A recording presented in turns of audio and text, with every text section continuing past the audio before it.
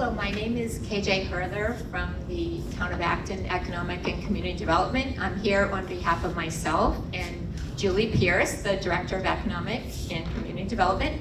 And we're very, very pleased to welcome Chichi Enu. And this is part of a larger initiative, an Acton Public Art Initiative. It's the Artist in Resident Initiative. And we're very pleased to be invited to the Acton Senior Center as part of this Artist in Residence program. Chris, a shout out to you as the program director. Thank you so much. And thank you for everyone for coming. Chichi is here with Dennis. Dennis is the accompanist, pianist. So this is the second out of 4 different initiatives. And coming up, we actually have an initiative at Nero Park, which we can talk about after. But this is a interactive artist in residence talk, so feel free to ask questions. So first, I think we're going to start off just to talk to Chichi and learn more about your inspiration and what really started off your career in opera. How did it go? Hi, I'm Chichi Enu. Hi. Welcome. I just wanted to give you my pianist's full name. His name is Dennis Montgomery. Yes, so Chichi Enu, Dennis Montgomery the third. Yes. So, can I sit or are we standing? Is this the sit-stand thing? Sit, it's fine. Oh, okay, I wanted to sit. Can I sit? You can sit. Okay, good. You can sit, I can sit, you can sit. Okay, so please ask me the question again. Okay. So, how did you become an opera singer? I mean, do you have a backstory? Like, what's your inspiration? Did you know you had this talent? So, as a kid, I really loved attention. I just wanted to be in front of people. I loved to talk, and then I would sing, not particularly well, but I did enjoy it, and I loved the attention and performing for people in some kind of way. And so I was born in Nigeria, and I moved to the United States when I was 15 in 1984. And I went to boarding school, actually New England, in New Hampshire, and I started taking voice lessons, and my teacher was like, you have a good voice for opera. And I had some familiarity with classical music from my parents, but not really opera. But she encouraged me to do the Tanglewood Young Artist Vocal Program in Lenox, Massachusetts. And I call that my summer of love with opera and classical music. Like, so beautiful, and all these 16-year-olds running around in the wild and singing. And I got to see Jessie Norman, who is, well, she passed away sadly, but was a famous Black opera singer, African-American opera singer, and she is just larger than life. Look her up on YouTube. She has lots of videos, and of course on Apple Music and wherever. She has lots of albums. But Jessie, Jessye Norman, and I got to see her sing, and she was just like, oh my God. So that's where I started to fall in love, and we got to meet her, and she was like, she talks like this, and she was just amazing. She was amazing. So that was fun. And so that's when it started, and I started this whole love affair, like the bug bit me, and it never went away. Yeah. And Acton is actually kind of a debut for you. Is that correct? It is very fancy. What's this, this artist in residence program? So we're very happy to have you, and it's nice to come back to your New England and Massachusetts roots. Where it all started. It's awesome. That's great. And so when you actually start a program, how do you select your songs? How do you know what to play? Well, so this is a very fancy artist question. How do you select your songs? But I'm just like, do I like the song or not? That's pretty much it. When I started training, I would rely on my voice teacher to select my songs. But I didn't know then what I know now. If I don't like the song, I'm not gonna sing it well. I'm just not. I want to, but my brain is like, no, So I didn't really know that. I kind of knew it, but now that I'm older and I'm in this place where I really look to my inner self and my inner guidance first, instead of looking to other people to tell me what to do. I did that a lot growing up and a lot in my adulthood. I see if I resonate with the song. Do I like it? Is it saying something to me in one way or another? Do I like the lyrics? So, and sometimes I like the music, the lyrics are okay. I think I can be fine with not that great lyrics if I like the music.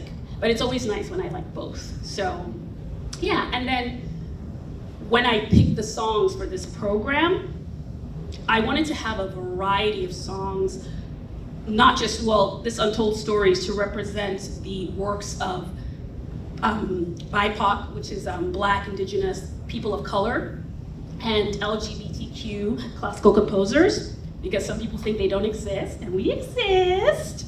And also, I'm also doing the works of some famous artists like Beyonce. I'm doing it classical style, so stay tuned for that. But I wanted to have a variety of music that was entertaining, not just for me, but for the audience. Because I'm gonna say it, and hopefully, no, I won't get beaten by the classical world, but sometimes you hear the word classical recital and it's like, ugh, boring. And I'm bored, and I'm like, I just can't. They haven't heard you. But they haven't heard me, and I just don't want people to be bored, because I don't want to be bored. And I'm not the one who is like, oh, this is so intellectual. Like, I want to enjoy it, I paid my money, and I want to enjoy it, But there are people who want that intellectual, and that's beautiful too. But my whole thing is to help make this music more accessible, so that people will at least go and see what they like. Because at this point with opera classical music, there's this idea that, like, oh no, I don't know about it, and people come up to me and they apologize. They're like, I'm sorry, I don't know about the opera, or I'm like, would you say that if I was a death metal singer? No, you wouldn't say that. Like, it's just music, so. So commercial, June 21st at Nara Park, playing to a larger audience.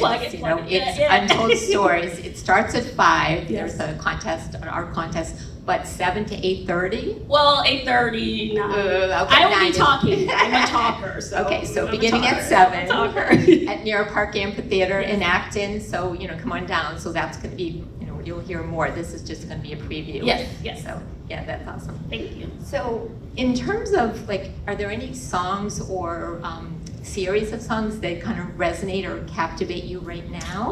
Yeah. I'm actually doing one of them. So this song, Anoiteceu, is in Portuguese, and I love Portuguese. I just love that language. I'm not Portuguese. I don't really speak Portuguese. I heard there's a Portuguese community in Acton, so that's amazing. And Portuguese community, please don't hate me if I mess up the language. I did work on it, so hopefully I'll pronounce it properly. But the song, it's so beautiful. And I have printouts if somebody can pass them around, or you can have the lyrics and translation, and you can see the song is really a sad song, because it's about a love that has fallen, a love that has died. But the music is not super sad. So I love this juxtaposition of the bitter, of the kind of sad lyrics, but the jazzy music. And we've slowed it down, but the original recording, which is by Francis Him, I hope I pronounced that properly, it's pretty the music is pretty quick, So I love that Brazilian jazz feel. It just makes me feel really good. And so I got the idea of doing the song classical style from another singer. And let me see if I can get her name right. Miasha Brugger Gossman. And she did Anoiteceu. She did it a lot slower, but it was beautiful. And so I've been listening to that song over and over and over again. And I was like, I want to sing this. So, yeah. That's wonderful. Is there anything, before you start singing, is there anything about your journey or something that we might not have covered that you want to share with everyone? Yeah, I mean, So if you look at the poster for the June 21st concert, I'm calling it a keynote concert, and I want to just explain a little bit about what that is, that whole concept. So a keynote concert is speech and talking and music. So kind of keynote speeches, keynote concerts. And my whole idea is to share inspiring messages and then the music. So how I'm tying it together is to share inspiring messages about the artists, the composers, and how they shone their light. And because if you're, a person of color or LGBTQ or both, and you're trying to do music, it's not easy. If you're anybody trying to do music, it's not easy. So I want to share a bit about these people and the amazing things they did to shine their light, and in the hopes that it would inspire people, because this is not, pretty music, but I want to add a little bit of depth to it for people, and maybe inspire you, to do something, because that's my story. Like, my story is that I really struggled for a long time in my life to find my way. My culture is very, look to others to tell you what to do, look to your elders, and there's nothing wrong with that, but the way it translated to me was I didn't know anything, and what I wanted did not matter. So even when I moved to the United States, I continued that whole idea, and so I now have the language for it. I self-abandoned for all these years, and it wasn't until like June of 2023 when I had a burnout, full-on mental breakdown. Like, my body just stopped me, and I started to see, I started to rebuild as I was healing, and I started to realize, like, I've been disconnected from myself most of my life. And no wonder I struggled with music, and struggled with career, and struggled with all these things. And so now I'm in this wonderful place. I really leaned into spirituality, leaned into like following inner guidance. And it doesn't have to be, for anybody who is like, oh, spirituality, it doesn't have to be super woo-woo, like following your intuition. One of my favorite quotes is by Einstein, and he said, "The intuitive mind is a sacred gift, and the rational mind is a faithful servant. We have built a society that celebrates the servant and has forgotten the gift." So this idea of actually we have all we need within us, and starting from ourselves, and embracing our true self so we can shine our light for other people.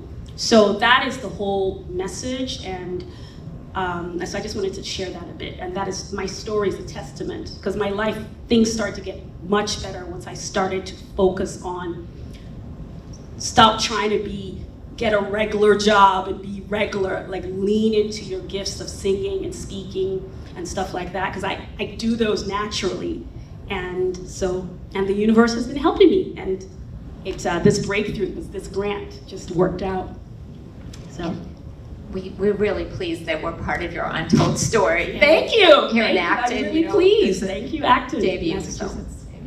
I always say Acton's first when you list things. So it's always a good thing. Exactly. So speaking of grants, just to give a little shout out, the New England Foundation for the Arts is one of the sponsors, the Barr Foundation, and the Acton, Boxborough, and a number of regional cultural councils have also been part of this grant. Absolutely. There's a high school education component, so you're really part of something bigger here. That's awesome. And I have to give a shout out to Mark Ducey and ActonTV, who bring so much joy and information to our community. We'd like to turn the camera on Mark at some point. But thank you, Mark, for being here and capturing it for everyone in town and beyond. Yes. So at this point, could you share some of your songs? Yes, exactly. That would be wonderful. Thank you. So do you have some people distribute the? Yes, thank you so much. All right. Thank you.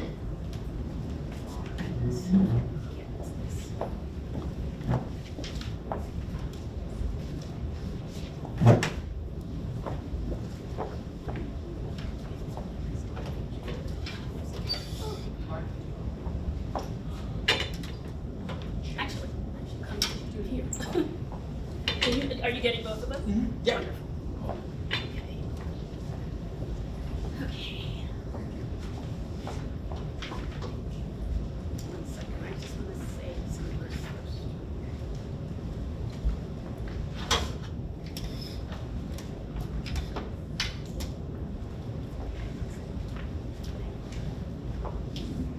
So I will be singing 3 songs, and the first one is the song I was talking about, Untold Stories. And so you have the lyrics in Portuguese and English, so you can see what this is about. And like I was saying earlier, this piece, so when you'll hear it, you see the lyrics, but then when you hear it, the music is not super sad. So I invite you to think about a time in your life where you separated from something, whether it's a person or job that was bittersweet. I know for me, I recently separated from my wife, and it's sad, but it's also happy. So I think about that. So, a noite sing.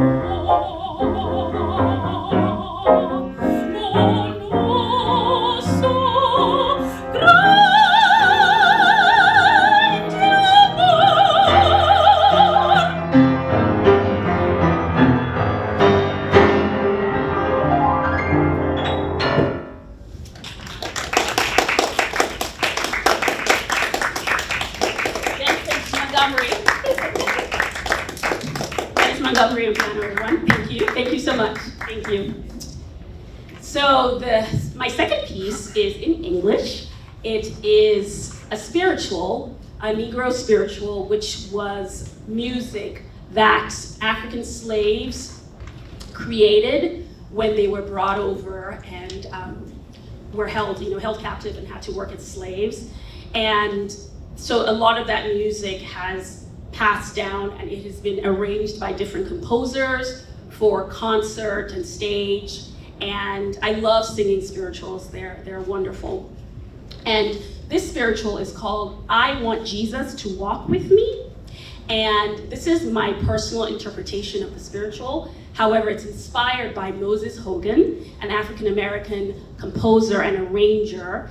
And he wrote a verse, he arranged I Want Jesus to Walk With Me for choir, soprano, alto, tenor, bass, and a soloist. So I love that version. So my version is based and inspired by his version. And so this piece, for me, it's really meaningful. And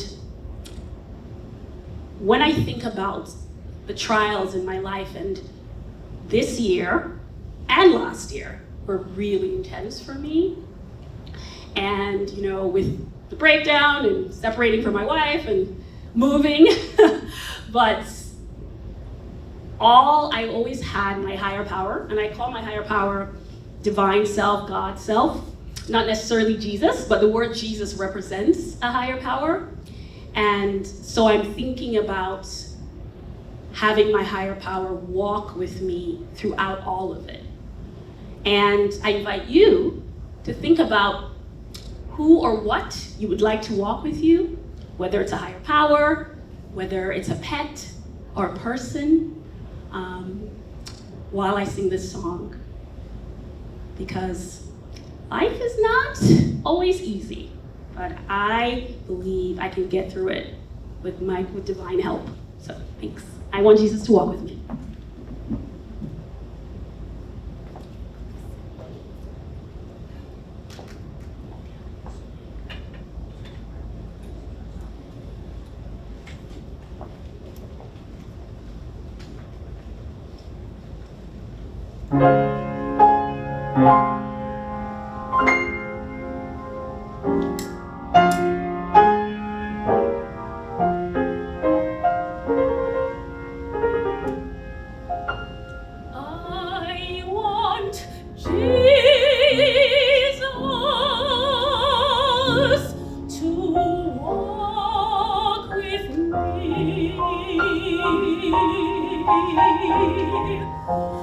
I want Jesus.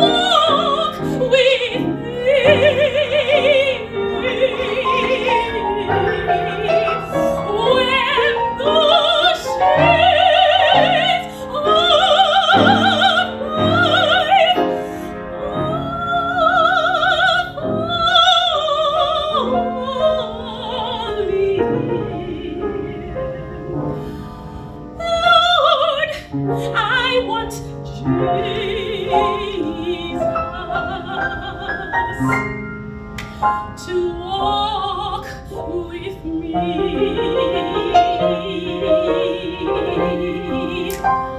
When I'm troubled,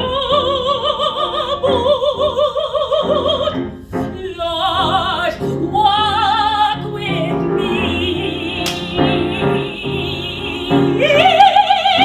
When I'm troubled, Lord,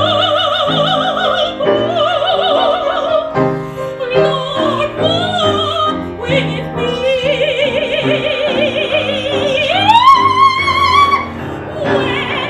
heart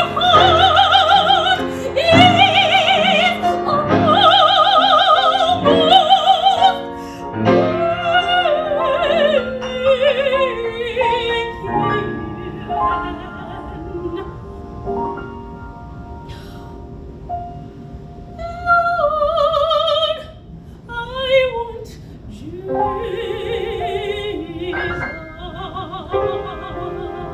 Jesus to walk with me.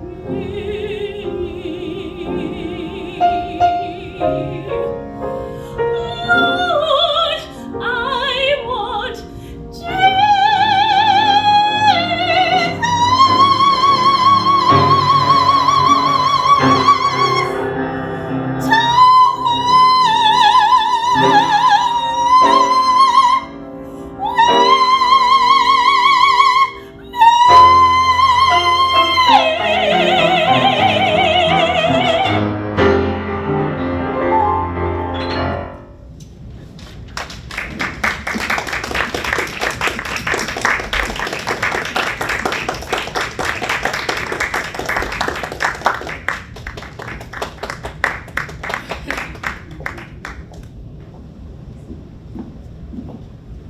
Dennis Montgomery, everyone.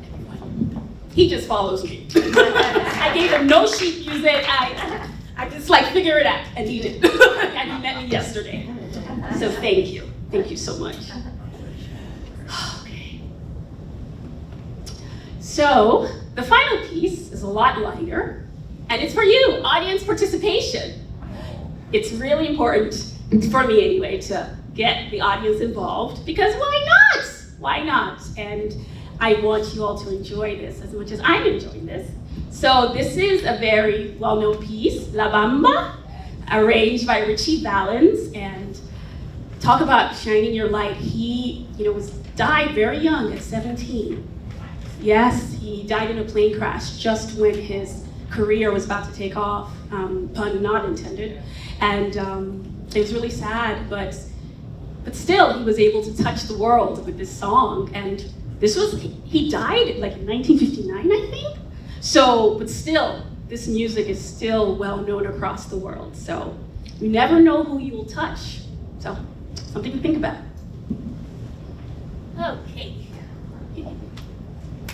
So, you're gonna join me, I'll tell you. Yes? Yes? Yes. Okay.